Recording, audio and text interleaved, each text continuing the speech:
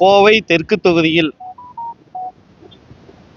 சீக்கியர்களின் புத்தாண்டை முன்னிட்டு சீக்கிய கோயில்களில் இன்று அவர்கள் விழாவில் கலந்து கொண்டு தெற்கு தொகுதி வேட்பாளர் அண்ணன் செந்தில் பாலாஜி அவர்களுக்கு நாங்கள் வாக்கு சேகரித்தோம். நாட்டில் அமைதி, சகோதரத்துவம், மத நல்லிணக்கம், சமத்துவம், நாட்டின் வளர்ச்சிக்கு திராவிட மாடல் ஆட்சியை மீண்டும் மலர வேண்டும், நாடு அமைதி பெற வேண்டும், அதுவும் குறிப்பாக கோவை மாவட்டம் அனைத்து துறைகளிலும் வளர்ச்சி அடைய வேண்டும். அதற்காக பல்வேறு பகுதிகளில் நாங்கள் இன்று வாக்கு சேகரித்தோம்.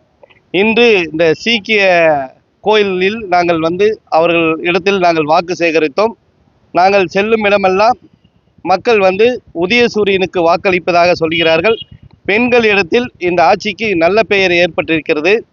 ஏன்னா நாட்டில் பொருளாதார வளர்ச்சி இந்தியாவிலேயே தமிழகம் முதன்மையாக இருக்கிறது. தொழில் வளர்ச்சியிலும், கல்வியிலும், மருத்துவத்துறையிலும், அனைத்து துறைகளிலும் தமிழகம் முன்னோடியாக இருக்கிறது. அதனால் இந்த கோவை மாவட்டத்தில் உள்ள 10 தொகுதிகளிலும் திமுக கூட்டணி மிகப்பெரிய வெற்றி பெறும். தமிழகம் முழுவதும் 234 தொகுதிகளிலும் வெற்றி பெறக்கூடிய வாய்ப்பு இருக்கிறது. அதனால் அனைவரிடத்திலும் நாங்கள் இன்னும் தொடர்ந்து பல்சமய நல்லூர் இயக்கத்தின் சார்பாக பிரச்சாரம் செய்யலாம் இருக்கிறோம் என்பதை இந்த நேரத்தில் தெரிவித்துக் கொள்கிறோம்.